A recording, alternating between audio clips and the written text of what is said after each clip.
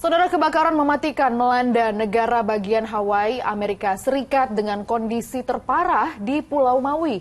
Musibah ini menewaskan sedikitnya 36 orang. Informasinya kami rangkum dalam Jendela Dunia.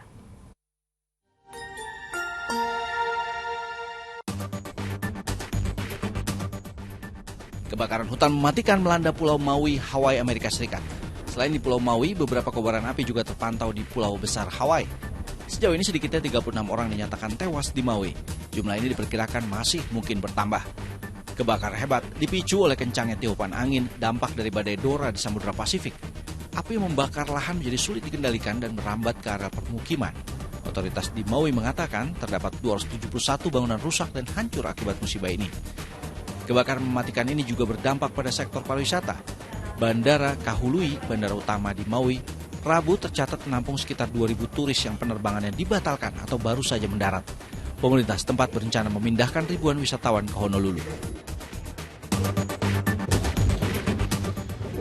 Sementara itu, otoritas setempat kini disibukkan oleh evakuasi sejumlah pasien. Banyak korban terluka membutuhkan fasilitas perawatan tingkat lanjut. Hingga Rabu waktu setempat, 7 orang pasien telah dievakuasi ke Honolulu, di mana 4 diantaranya mengalami luka bakar serius. Kebakaran hebat ini dipicu badai yang terjadi di Samudra Pasifik. Kecepatan angin tercatat mencapai 131 km per jam pada Selasa waktu setempat. Sedangkan pantauan Rabu, kecepatan angin melemah ke angka 56 hingga 80 km per jam.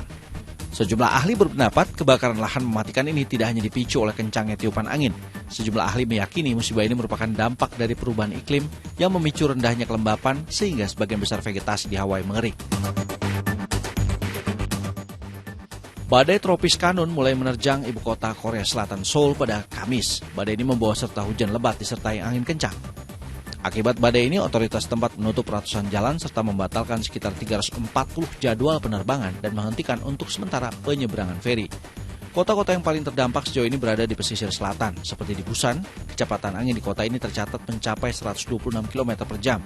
Angin kencang dan hujan dengan intensitas tinggi juga melanda Jeju dan Changwon.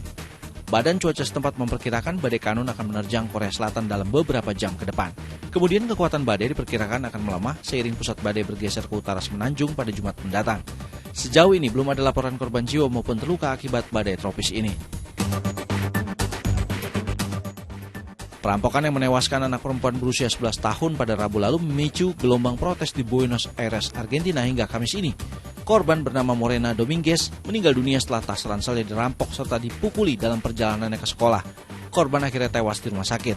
Kematian korban memicu protes dan gelombang unjuk rasa. Eskalasi protes terus meningkat seiring tingginya angka kejahatan di Buenos Aires. Kondisi ini mendorong para politisi untuk menunda kampanye pemilu yang diagendakan pada hari Minggu mendatang.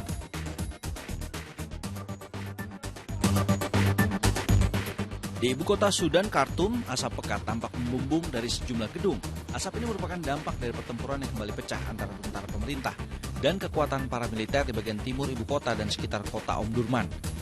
Sudah sejak April lalu dilanda perang saudara. Sudah lebih dari 500 nyawa melayang akibat konflik berkepanjangan ini yang melibatkan pasukan komandan militer Abdel Fattah al-Burhan dan tangan kanannya Mohamed Hamdan Dagalo selaku pimpinan paramiliter Rapid Support Forces atau RFS.